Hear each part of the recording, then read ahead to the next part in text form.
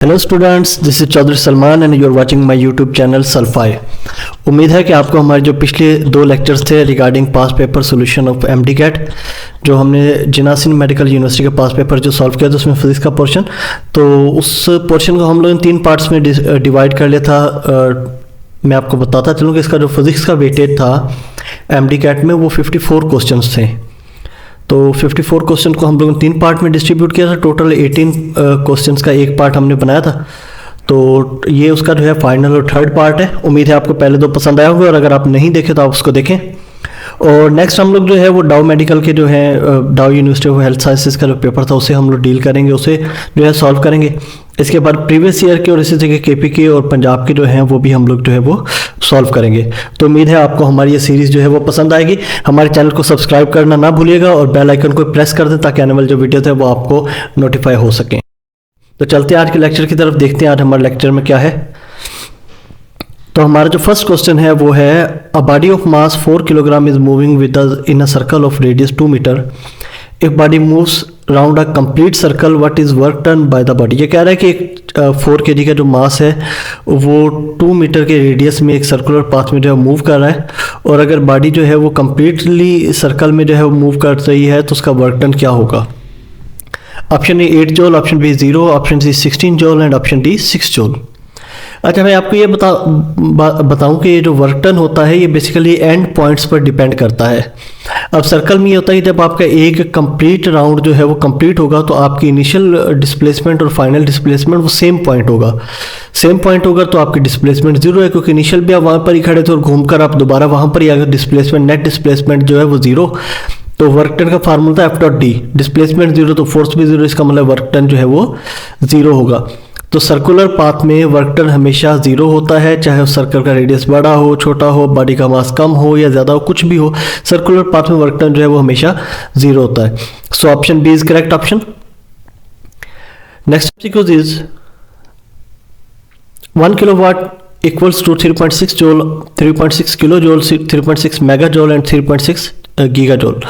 सबसे पहले मैं आपको ये बताऊं कि ये अक्सर पूछते हैं किलोवाट आवर जो है किस चीज़ का यूनिट है, तो ये एनर्जी का यूनिट है, क्योंकि पावर का फार्मूला होता है P is equal to rate of change of energy या work done, rate of doing work जो है, वर्क पर यूनिट टाइम। तो अगर हम लोग जो है टाइम वर्क को डिवाइड कर रहा है तो उस तरफ आके पावर के साथ मल्टीप्लाई करेगा, तो power multiply by time is equal to work. तो पावर का यूनिट वाट और टाइम का जो है आवर, तो वाट आवर जो है वो बेसिकली वर्क का या एनर्जी का यूनिट होता है। अच्छा, 1 किलोवाट आवर जो है वो कितने जूल होगा, तो 1 किलोवाट, किलो का मतलब होता है 1000, 10 पावर 3, और एक घंटे में 3600 जो है सेकंड्स आते हैं। तो 3600 को जब आप 1000 से मल्टीप्लाई करेंगे तो ये 36 और 50 जो है वो आपके पास आ जाएंगे, 3650। तो अगर आप 3.6 करेंगे तो 10 की पावर 6 जो है वो हमारे पास बन जाएगी। 10 की पावर 6 का मतलब मेगा जूल, तो ये 3.6 मेगा जूल हमारे पास होगा। So option C is correct option. There are 3.6 mega joules in 1 kilowatt hour. Next is in standing waves the distance between two consecutive nodes और एंटी नोड्स इज। ये कह रहा है कि दो लगातार जो नोड्स होते हैं या एंटी नोड्स होते हैं स्टैंडिंग वेव्स में, इनके दरमियान का डिस्टेंस होगा वो कितना होगा। ऑप्शन ए 2 लैम्डा यानी कि 2 वेवलेंथ के बराबर होगा, option B lambda by 2 half wavelength के बराबर, option C lambda by 4 quarter of the wavelength के बराबर, या ऑप्शन डी वेवलेंथ के इक्वल ही होगा। अच्छा, एंटी नोड्स जो होते हैं वो मैक्सिमम पॉइंट होते हैं, यानी कि एक वेव का जो मैक्सिमम एम्पलीट्यूड होगा आप उसे एंटी नोड कहते हैं, और जो सेंटर में जहाँ पर जीरो लाइन को टच करती है वेव वहाँ पर जो है वो इसका नोड होता है। तो एक एंटी नोड और दूसरे एंटी नोड के दरमियान तक जब आप फासला कवर करेंगे तो वो एक वेव का हाफ पार्ट बन जाएगा। तो हम लोग कह सकते हैं कि दो नोड्स के दरमियान में या दो एंटी नोड्स के दरमियान जो डिस्टेंस होता है वो हाफ ऑफ द वेवलेंथ होता है। तो option B is correct option, half of the wavelength, lambda by 2 is correct option. Next MCQ is if the fundamental frequency of vibration of a string fixed at both ends is 50 Hz, then fourth harmonic will be, ये कह रहा है कि एक जो string है, रस्सी है, वो दोनों एंड से जो है वो फिक्स है और उसके अंदर जो वाइब्रेशन हो रही है उसकी फ्रिक्वेंसी की वजह से जो फंडामेंटल फ्रिक्वेंसी आ रही है वेव की वो है 50 हर्ट्ज। तो उसकी फोर्थ हार्मोनिक, फोर्थ वाइब्रेशन की फ्रिक्वेंसी जो है वो, या फोर्थ हार्मोनिक तक की उसकी जो फ्रिक्वेंसी होगी क्या होगी। तो इस किस्म का कोई भी क्वेश्चन है, फोर्थ हार्मोनिक पूछे, फिफ्थ, सिक्स, सेवन्थ, कुछ भी पूछो तो आपको इसको कैलकुलेट करना बिल्कुल आसान है। आप जो है उस जो हार्मोनिक होता है उसे आप फंडामेंटल फ्रिक्वेंसी से मल्टीप्लाई कर दें, एन एफ नॉट। तो एन जो है ये फोर्थ कह रहा है, एफ नॉट जो है वो 50 हर्ट्स है, तो 4 मल्टीप्लाई बाई 50 हर्ट्स, तो ये हमारे पास आ जाएगा 200 हर्ट्स। तो option A 200 hertz is correct option. मैं आपको एक बार फिर से रिपीट कर दूं कि इस किस्म का कोई भी क्वेश्चन आता तो आप सिंपल उस हार्मोनिक को फंडामेंटल फ्रिक्वेंसी से मल्टीप्लाई कर दें। तो फोर्थ हार्मोनिक को 4 को मल्टीप्लाई बाय 50 करेंगे, 200 hertz, A option is the correct option. इस तरह फिफ्थ हार्मोनिक, सिक्स्थ, थर्ड या सेकंड, किसी की भी जो भी आपको क्वेश्चन दे व्हाटएवर, वो आप उसको कैलकुलेट कर सकते हैं। Next MCQ is A ball is thrown horizontally with 19.6 meter per second. After 2 seconds, its horizontal velocity component will be. ये कह रहा है कि एक बॉल जो है वो हॉरिजेंटली जो है वो 19.6 मीटर पर सेकंड की स्पीड से हम लोगों ने इनिशियली फेंकी, 2 सेकंड के बाद उसकी हॉरिजेंटल वेलोसिटी का कंपोनेंट जो है वो क्या होगा। अच्छा देखिए, हॉरिजेंटली इस बॉल को फेंका है तो पहले 1 सेकंड में वो 19.6 मीटर कवर करेगी और 2 सेकंड में वो टोटल जो है 19.6 मल्टीप्लाई बाय 2 करेंगे तो ये 39.4 हो जाएगा।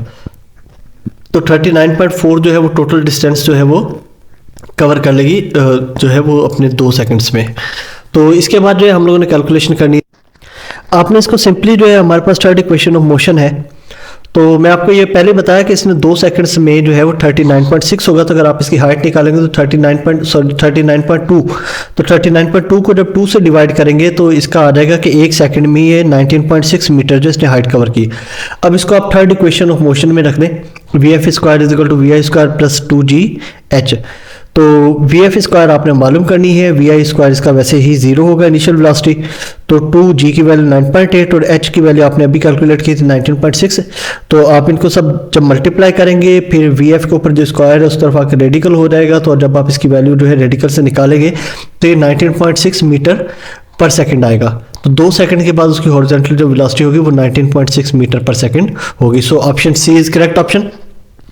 मैं दोबारा रिपीट करूं, पहले आपने इसका टोटल डिस्टेंस देखना है कि 2 सेकंड में कितना करेगा, फिर आपने इसकी हाइट के हिसाब से इसकी मैक्सिमम हाइट जो है वो निकाल लेनी है। तो जाने और आने का रास्ता अगर जो पाथ है वो 39.2 है तो उसको हाफ करेंगे तो 19.6 एक साइड की हाइट हो जाएगी। तो आप इसको सिंपली थर्ड इक्वेशन में रखें, वी एफ स्क्वायर, तो आप वी एफ की वैल्यू यहाँ से जो है वो निकाल सकते हैं जो 19.6 मीटर पर सेकेंड आएगी। नेक्स्ट एमसीक्यू हमारे पास है,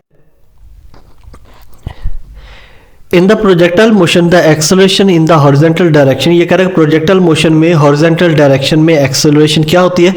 तो एक्सेलरेशन जो बेसिकली प्रोजेक्टाइल मोशन में होती है वो सिर्फ जी के इक्विवेलेंट होती है, जो वर्टिकल डायरेक्शन में ही लगती है। हॉरिजॉन्टल डायरेक्शन में किसी किस्म की एक्सेलरेशन जो है वो प्रोड्यूस नहीं होती। So option C is 0। This is the correct option. In the projectile motion the acceleration in the horizontal direction is 0।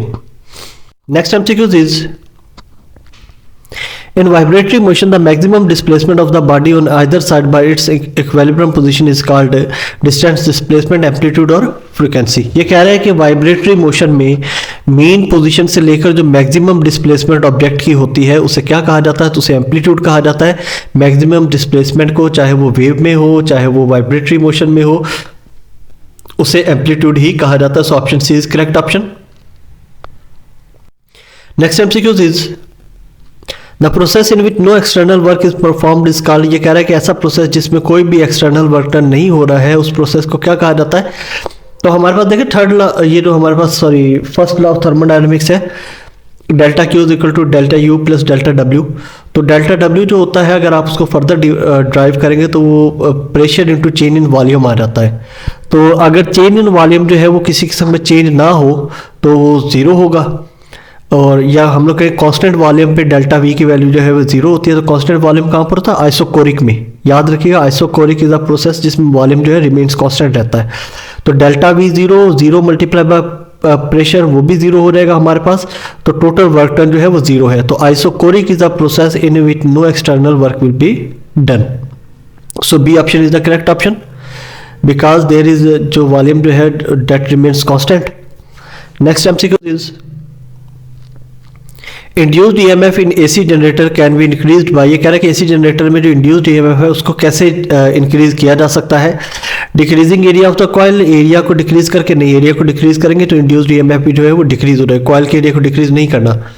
Decreasing magnetic field, magnetic field को डिक्रीज करेंगे तब भी जो है वो ईएमएफ जो है इंक्रीज नहीं होगा बल्कि वो डिक्रीज होगा, क्योंकि इसके ऊपर डिपेंड करता है।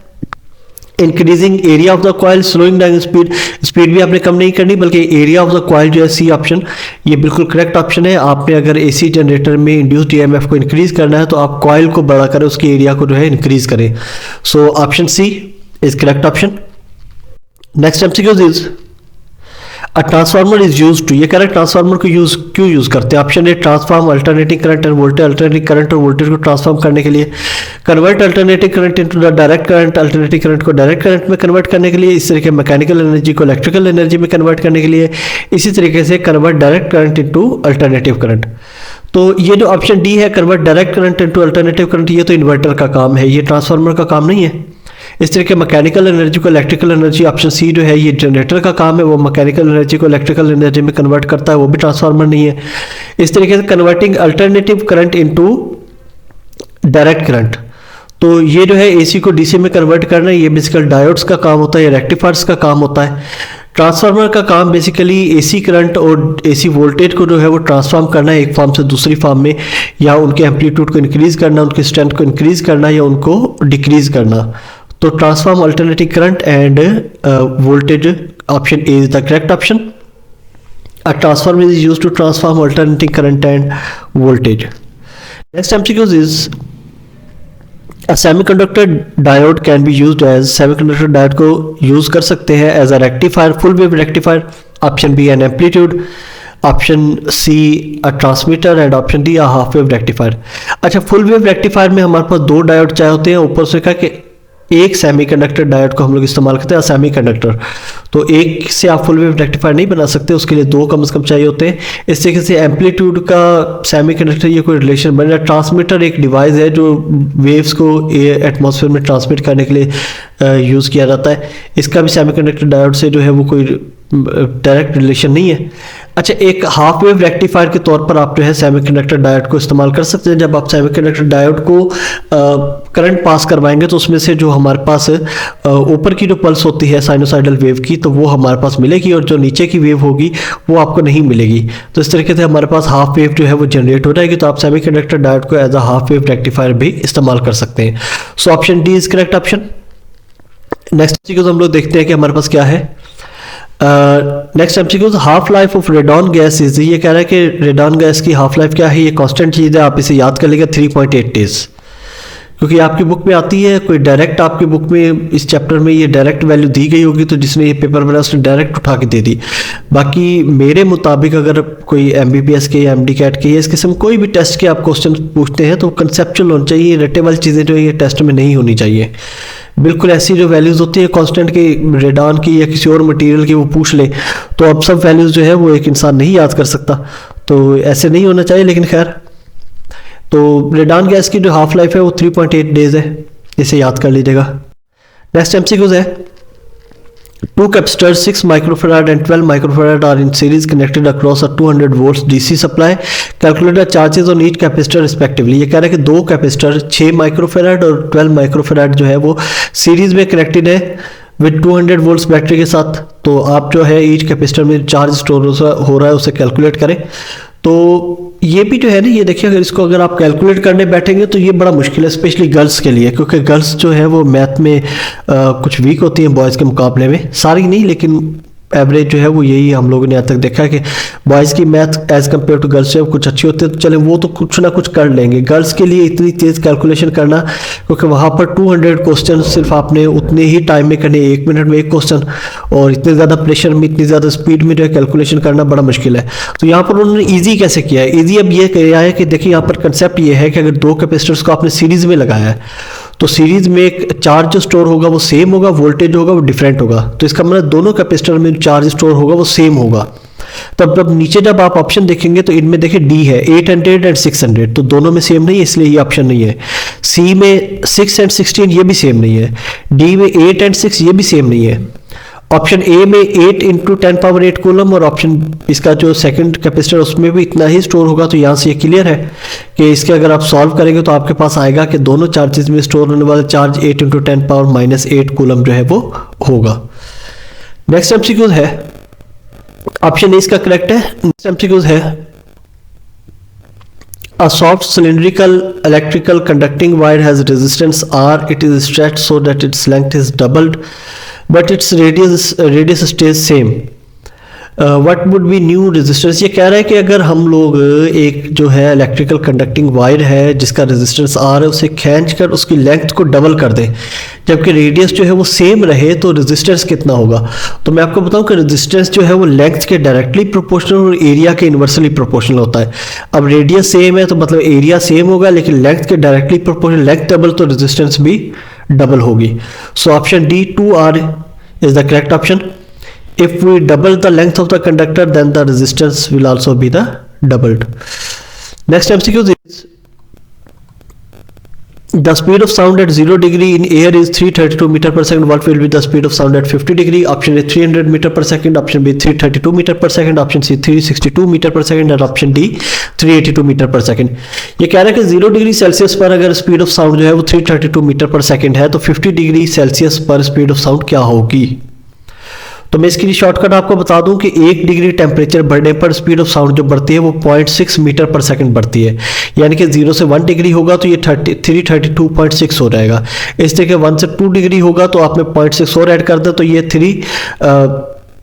33.2 हो जाएगा। इसी तरीके से आप जो है 1 डिग्री बढ़ने पर 0.6 ऐड करते रहें।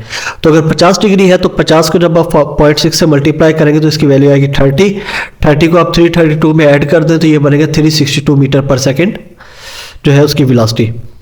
दोबारा फिर बता दूं कि टेम्परेचर बढ़ने से स्पीड ऑफ साउंड जो है इंक्रीज होती है, क्योंकि टेम्परेचर बढ़ने से एयर की जो एयर के मॉलिक्यूल्स की जो काइनेटिक एनर्जी है वो इंक्रीज होगी।